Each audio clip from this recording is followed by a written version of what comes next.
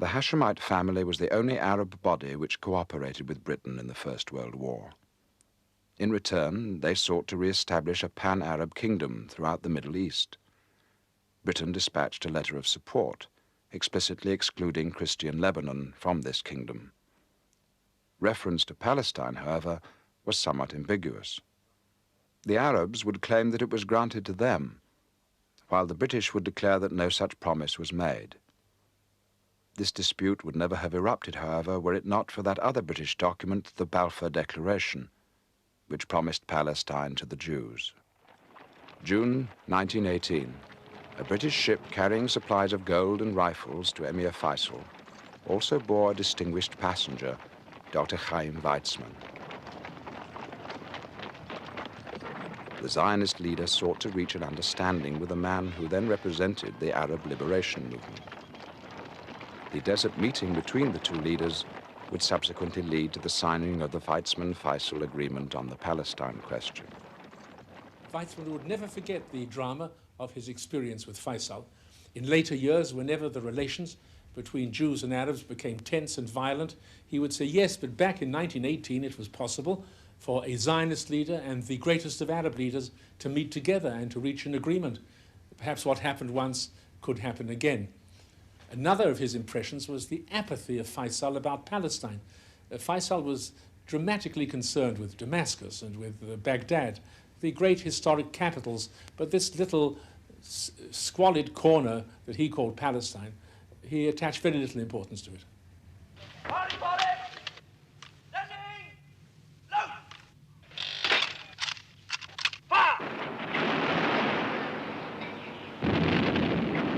On September 19, 1918, the war in Palestine flared up.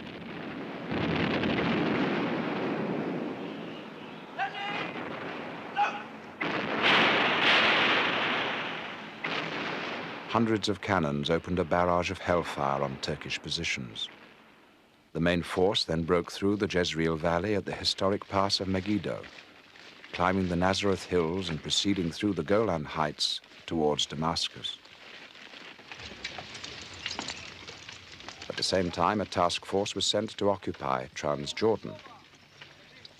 It included the Jewish Legion, comprising volunteers from Britain and from the United States who came to fight as Jews in the battle for liberation of the Promised Land. The Jewish Legion was the first to cross the Jordan River, fighting on the same side as the Arabs, but for different political reasons.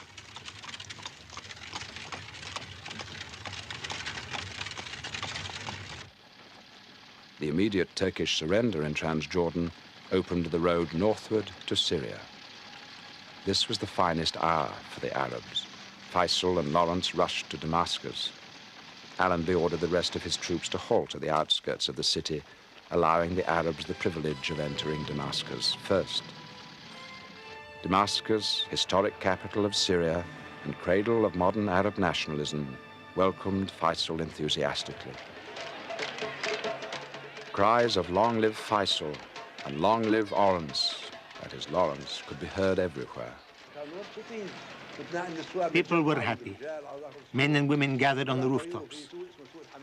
Faisal passed through the Al-Hamadiyya marketplace, from which the road leads to the Umayyad Mosque. People were pleased, hoping that they would be granted an Arab state, as they were promised before the war broke out. A state to be ruled by Faisal. News of the establishment of military rule in Damascus, headed by Emir Faisal, made a great impression on the Arabs of Palestine. Suddenly realizing that Syria was about to achieve independence while Palestine was promised to the Jews by the Balfour Declaration, the Arabs awakened and began political activity. They declared that Palestine was an inseparable part of Syria. From then on, they referred to the land as southern Syria, rather than Palestine. The Arab national feeling in Palestine was part of the Arab national feeling in the rest of the Arab area, Arab Middle East. Yes, Palestine was part of the Asham, or the Asham meaning, the whole of Syria, northern, southern Syria, and so on. You know, this division between Palestine, Syria, Transjordan, Lebanon, and so on came about because France and Britain and Russia at one time, before the Bolshevik resolution, wanted to have spheres of influence.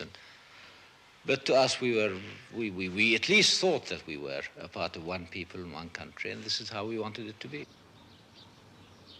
In November 1918, Germany surrendered to the Allies. The First World War came to an end. Millions received the news with outbursts of joy.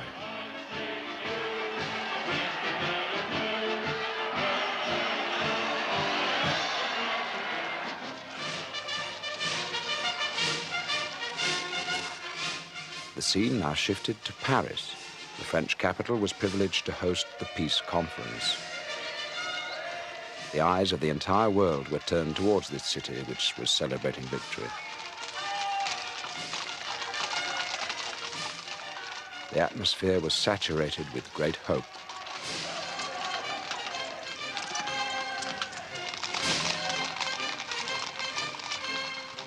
The three most important personalities at the peace conference were the leaders of the free democratic world. The British Prime Minister David Lloyd George, the 80-year-old Prime Minister of France, Georges Clemenceau, and the person who was firmly resolved to ensure the right of self-determination for all nations, the President of the United States, Woodrow Wilson. The news spread rapidly. Delegations came to Paris from all over the world, demanding the right of self-determination for their own nations as well. In January 1919, Paris looked like an international carnival of freedom seekers. Among others, one could meet the main characters of the Palestinian drama, the Jewish Liberation Movement delegation, led by Dr. Chaim Weizmann, and that of the Arab Liberation Movement, headed by Emir Faisal. Faisal's appearance in Paris created a sensation. His regal bearing, the aura of the revolt in the desert, and the participation of the legendary Lawrence himself in his delegation all made a great impression on the media. To improve his political standing, Faisal conferred with Weizmann and signed an agreement of cooperation with him, relinquishing his claim to Palestine and consenting that it be granted to the Jews. Faisal did not sign this document wholeheartedly. At the last minute, he added a certain reservation in his own handwriting, namely, on condition that the Arabs gain their independence, else I will not consider myself bound by a single word of this agreement. I had an extraordinary experience at the peace conference in connection with the Palestine mandate. I was there as the head of the Foreign Office League of Nations section. And it so happened that the head of the Foreign Office section, who was dealing with the Palestine mandate, working very closely with Dr. Weizmann, very devoted to the Zionist cause, was a certain Eric Forbes Adam. And so every day in Paris, in the delegation offices, we used to argue this matter. And day after day, I said to Eric, it's no good.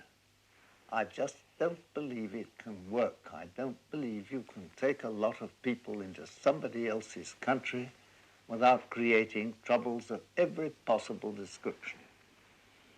And Eric Forbes Adam got very exhausted, very tired of listening to me saying this rigmarole, which I constantly repeated. And he said, will you fix a date to lunch with me sometime off so that I can make arrangements that I want to make? Friday week. So I said, all right, Friday week. And when I got to the lunch on Friday week, who were his other guests but Lawrence of Arabia and the Emir of Faisal? And I was converted to Zionism by those two men, Faisal making the speeches and Lawrence of Arabia translating from the Arabic. And the Emir Faisal said to me, of course we want Zionists to come into Palestine. We know what will happen. They'll bring vast sums of American and other capital from abroad. They'll bring in the greatest scientists in the world. All the greatest scientists are Jewish. And the territory of Palestine, now so arid and so much of it a desert, will be transformed. It will become a garden. It will blossom like the rose. We shall borrow their experts. We shall work together. We shall do the same in all the countries which we Arabs have turned into deserts. We shall make them flourish again, as they used to in the past. And so the Zionist delegation, headed by Chaim Weizmann, Nachum Sokolov, and Menachem Usishkin, appeared at the peace conference with no Arab opposition. In his address, Usishkin claimed that the Jews too are entitled to self-determination. The land of Israel, he said, was forcibly usurped from the Jewish people, who were exiled and dispersed throughout the world. And now I, the descendant of those exiles, come before you and demand that our stolen historic homeland be returned to us. The agreement between Faisal and Weizmann was never put to the test. When the peace conference adjourned, the British made it clear that they were unable to keep their promises to the Arabs because of the strong objection of France, which claimed for itself the mandate over Syria and Lebanon. Faisal returned to Damascus empty-handed.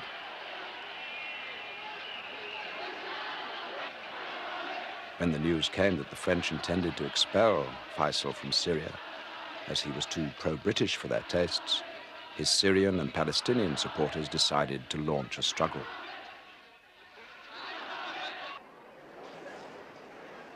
Excitement ran high in Jerusalem as well.